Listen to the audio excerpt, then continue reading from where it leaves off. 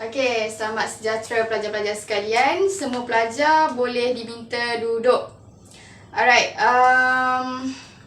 Salina, kenapa kamu pagi ni nampak lesu je? Tak sarapan ke sebelum pergi sekolah? Kenapa tak sarapan? Okey, semua pelajar kena tahu ya, sarapan tu penting untuk kamu semua memulakan pelajaran hari ini supaya kamu lebih bersemangat dan otak kamu pun akan lebih dapat bekerja untuk berfikir dan sebagainya. Kalau kamu pergi sekolah tapi tak sarapan, kamu pun akan jadi lemah. Nak terima ilmu tu pun susah sebab kamu macam tu yang jadi macam blur je pergi sekolah.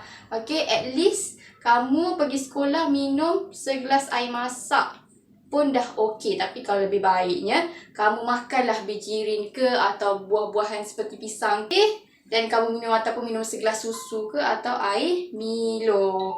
Alright, memandangkan kamu semua pun nampak macam tak bermaya dan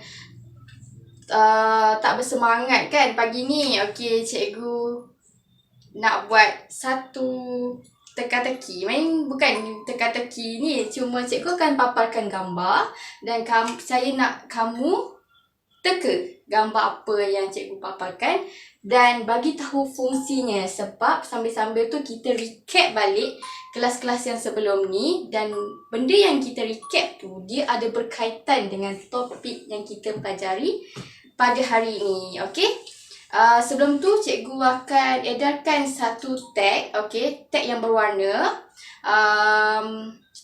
Cikgu akan berikan kepada ketua kelas kamu untuk edarkan kepada kamu semua. Tag yang berwarna tu, setiap pelajar akan dapat satu tag, okey? Tag ada tag warna hijau, ada warna merah, ada warna kuning. Okey. Tag-tag ni ada maksud yang tersendiri. Okey, cikgu ambil setiap pelajar yang dapat setiap tag tu adalah berdasarkan keputusan peperiksaan kamu pada bulanan yang lepas. Okey. Jadi di situ cikgu dapat kontrol. Okey, cikgu dapat berikan fokus yang terbaik dan perhatian yang khusus kepada mereka yang memegang satu-satu tag itu. Okey? Dan berada di paras mana kedudukan kamu di dalam kelas dan penguasaan kamu dalam subjek prinsip perakaunan. Okey, jadi saya tak nak di antara kamu yang cuba untuk tukar dengan kawan-kawan kamu sebab nak bagi sama. Okey, tak boleh. Sebab cikgu dah ada senarai nama yang kamu memegang warna kad apa. Alright. Sambil-sambil ketua kelas kamu pergi edarkan kad, cikgu set up dulu laptop untuk paparkan gambar untuk kita teruskan pembelajaran kita pada hari. Okey, semua pelajar, gambar yang pertama macam yang cikgu paparkan dalam dekat layar ni. Okey, ada siapa-siapa yang volunteer nak jawab gambar apa yang kat depan ni dan fungsi dia. Ya, Laila. Kamu nak jawab apa? Ya, betul. Ini adalah memo. Okey, memo fungsi sebagai urus niaga yang tidak melibatkan orang luar. Okey, bermakna yang tidak melibatkan orang luar adalah kita ada perniagaan dan pemilik perniagaan. Itu fungsinya memo. Okey, gambar yang kedua. Apa yang kamu dapat lihat kat depan? Dia sama tapi dia ada lain sikit, okey? Gambar dia. Tak ada orang ke nak volunteer jawab? Yang pakai tag kuning tu. Zechen. Ya, betul. Kedua-duanya adalah invoice. Tetapi yang membezakan adalah sama ada itu invoice salinan dan satu lagi invoice asal. Okey, invoice salinan ini adalah dipegang oleh penjual dan invoice asal dipegang oleh pembeli. Jadi kalau kamu dapat invoice dan kamu dapat invoice salinan, itu maknanya kamu jual barang. Tapi kalau kata kamu pegang invoice asal, itu maksudnya kamu membeli sesuatu barang perniagaan. Okey. Dan gambar yang ketiga. Ada siapa-siapa yang boleh jawab? Ya, Swancing. Ya, betul. Ini adalah nota kredit. Nota kredit maksudnya memberitahu hutang itu dikurangkan. Okey. Memandangkan semua pelajar pun boleh menjawab dengan baik dan nampaknya kamu semua masih dapat ingat dengan baik pengajaran kita pada yang lepas. Bolehlah kita mulakan kelas kita pada hari ini untuk topik pada ini. Okey, gambar-gambar sebelum tu cikgu lupa nak bagi tahu. Okey, gambar-gambar yang cikgu tunjuk tadi tu, kenapa cikgu tunjuk pada awal kelas ni selain kita recap untuk kelas-kelas yang lepas, pengajaran kita kelas yang lepas adalah kita dapat tahu ke manakah dokumen sumber. Kita panggil dokumen sumber semua tadi tu. Okey, transaksi yang berlaku dalam dalam perniagaan kita. Okey, ataupun dokumen sumber, ke manakah perjalanannya selepas itu. Okey, perjalanan yang selepas itulah yang kita akan belajar pada hari ini. Sebelum tu, cikgu akan tampalkan nota dulu dekat depan yang cikgu dah buat. Untuk biar kamu lebih nampak lah apa yang cikgu dah rumuskan. Okey, tapi di samping tu juga kamu semua boleh buka buku teks muka surat 97. Okey, semua pelajar boleh lihat ke apa yang cikgu paparkan kat dekat depan ni, nota yang cikgu dah buat? Okey, boleh. Kamu semua jangan risau sebab nota yang cikgu buat ni adalah berdasarkan buku teks. Cuma cikgu dah rumuskan, ringkaskan. Jadi penting untuk kamu juga rujuk buku teks sebab dia ada penerangan yang lebih lanjut. Jadi mana-mana pelajar yang tak ada buku teks asal bawa, tolong refer pelajar kamu yang sebelah. Okey, inilah topik yang bakal kita pelajari pada hari ini, iaitu buku catatan pertama. Apa tu buku catatan pertama? Buku catatan pertama ini adalah catatan asal yang merekodkan segala urus niaga perniagaan. Okey, bagi sesebuah syarikat, penting bagi mereka ada buku catatan pertama.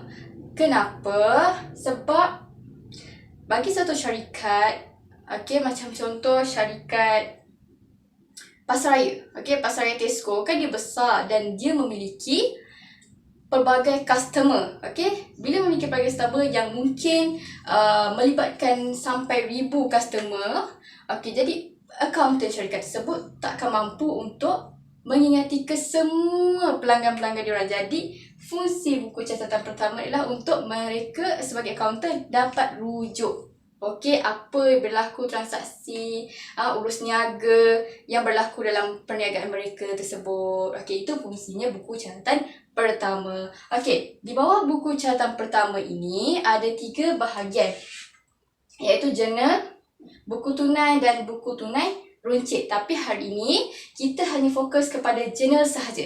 Dan jurnal adalah catatan yang pertama daripada catatan pertama dalam buku catatan pertama. Okey, jurnal iaitu apa maksud jurnal? Jurnal adalah buku catatan asal yang digunakan untuk merekod segala urus niaga mengikut kronologi dan urutan tarikh. Bermaksud dalam jurnal ni kita nak rekod, kita akan rekod daripada pembukaan sebuah syarikat. Okay, pembukaan sebuah syarikat. Sekiranya syarikat tu baru nak ditubuhkan, jadi mula-mula tu dia kena rekod dulu modal yang dibawa masuk. Okay, lepas tu barulah kepada pembelian barang urus niaga. Lepas tu barulah kepada jualan urus niaga dan kemudian sampailah tutupnya tempoh perakaunan. Jadi di bawah jurnal ni juga ada jurnal am dan jurnal khas. Tapi hari ni kita akan fokus kepada jurnal am, iaitu yang merekodkan urus niaga yang mana tidak boleh direkodkan dalam lain-lain buku catatan pertama. Sebab macam kita tahu tadi, buku catatan pertama kita ada 3 bahagian, iaitu jurnal, buku tunai dan buku tunai runcit. Jadi dalam jurnal am ni, yang mana tidak boleh record dalam buku tunai dan buku tunai runcit, kita akan recordkan dalam jurnal, iaitu jurnal am. Okey, itu saja berkenaan dengan buku catatan pertama yang mana cikgu tadi telah terangkan berkenaan dengan definisi dalam buku catatan pertama, jurnal dan jurnal am. Okey, saya harap kamu semua dapat faham dengan baiklah apa yang cikgu terangkan tadi. Okey, ada ke di antara kamu yang tak faham apa yang cikgu terangkan tadi? Okey, semua faham, Alhamdulillah. Jadi kita proceed kepada format jurnal am. Sebab tadi cikgu dah cakap kan, semua akan direkodkan dalam jurnal am yang mana-mana tidak boleh direkodkan dalam buku catatan pertama yang lain. Okey, jadi macam mana bentuknya format jurnal am ni? Okey, format jurnal am ni adalah seperti yang cikgu lukiskan kat depan yang besar-besar dia lukis ni. Okey, dia ada 5 kolom. Okey.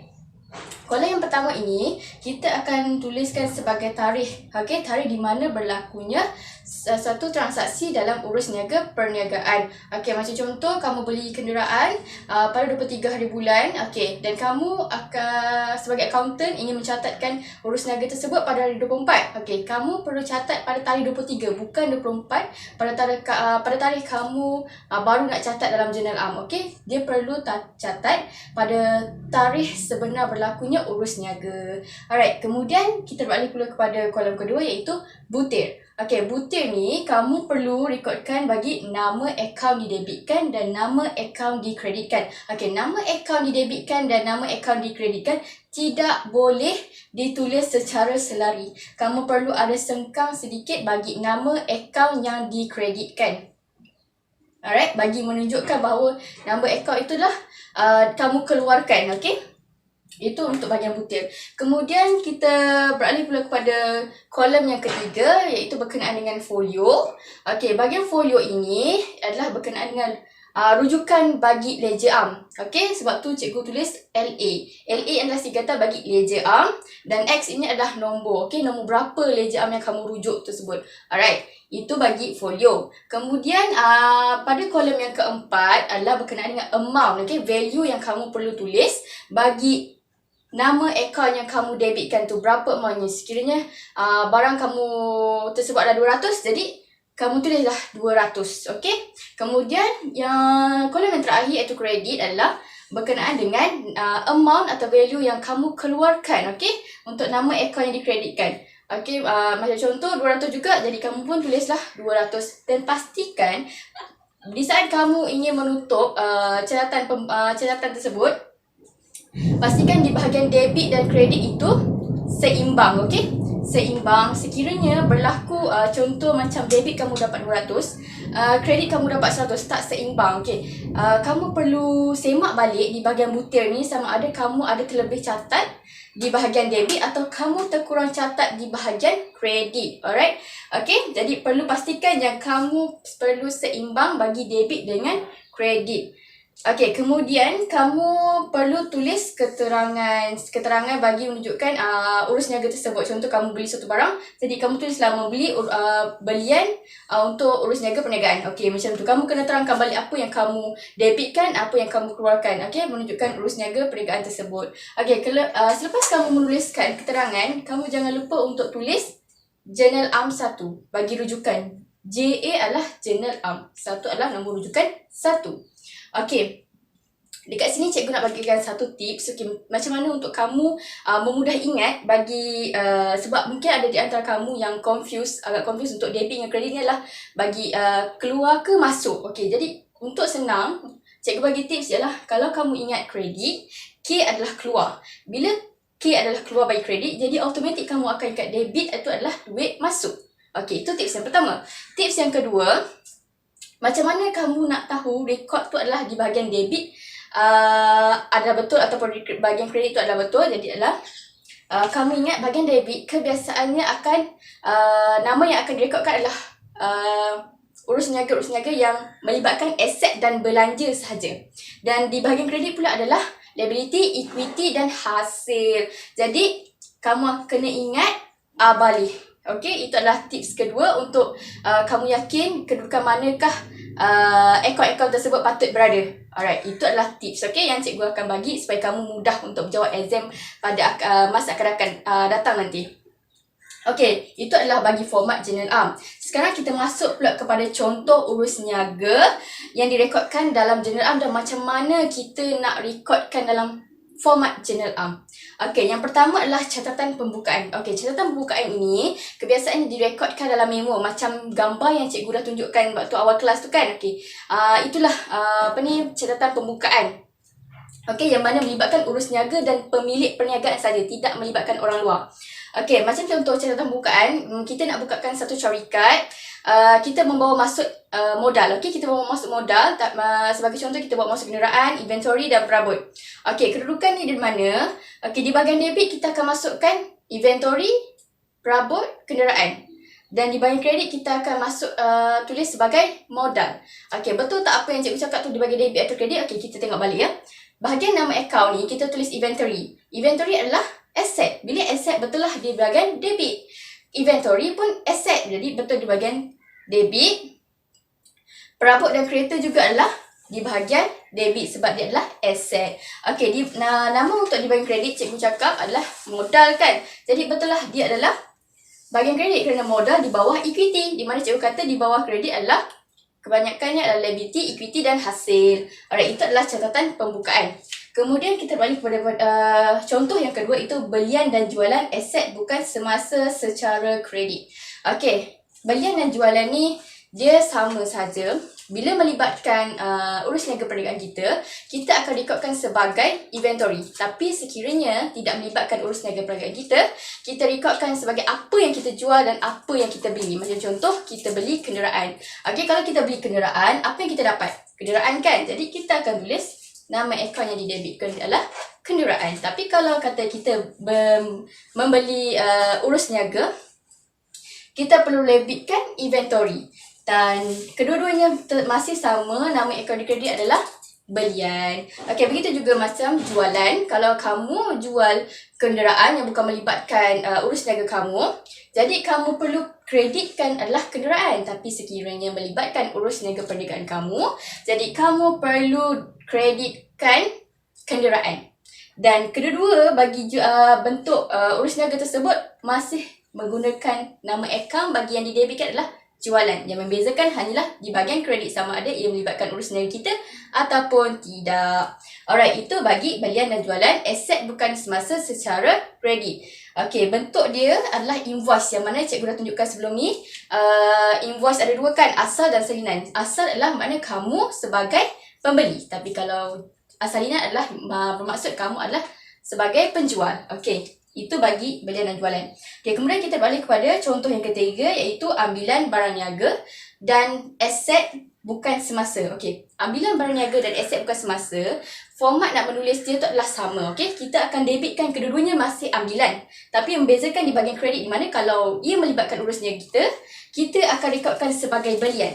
Okey, tetapi sekiranya ia bukan melibatkan urus niaga kita akan debitkanlah, kreditkanlah kenderaan ke, perabot ke, apa yang kita ambil daripada perniagaan kita untuk kegunaan kita sendiri ataupun keluarga kita lah. Okey, itu adalah untuk ambilan barang niaga dan aset bukan semasa. Jadi kamu kena ingat, untuk ambilan barang niaga dan aset bukan semasa, yang membezakan adalah di bahagian kredit yang mana bukan melibatkan urus niaga, perlu tulis nama yang sebenar. Okey, contoh kenderaan. Tapi kalau bila melibatkan barang niaga kita perlu rekodkan sebagai belian. Okey, itu bagi contoh yang ketiga. Contoh yang keempat, iaitu modal tambahan selain tunai dan bank. Modal tambahan selain tunai dan bank ni adalah apa yang kita boleh masuk?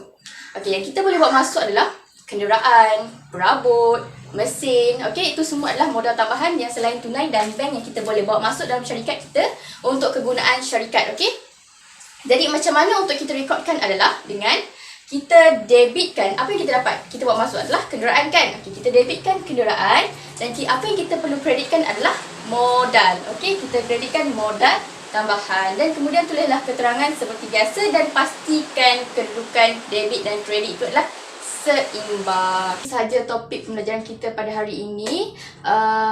Ada siapa-siapa pelajar yang tak faham ke apa yang cikgu ajarkan tadi? Okey, semua faham, alhamdulillah. Jadi cikgu simpulkan semula, untuk kamu ingat apa yang kita pelajari pada awal sampai akhir tadi adalah berkenaan dengan tujuan kita pelajari General Arm. Okey, tujuan kita pelajari General Arm adalah untuk sebagai accountant bagi membuat rujukan. Okey, sebab mereka mempunyai melibatkan pelbagai customer yang mungkin sampai ribuan, jadi mereka tidak mampu untuk mengingati setiap customer mereka. Jadi dengan adanya General Arm, catatan General Arm ni, dalam buku catatan pertama mereka mudah untuk membuat rujukan dan elakkan daripada berlaku kesilapan.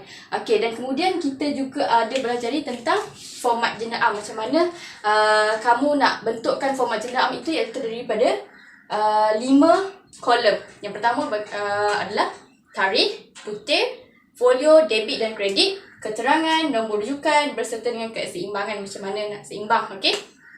Dan kemudian format General Arm ini kita ada dua sebenarnya, iaitu secara manual dan yang kedua adalah secara berkomputer.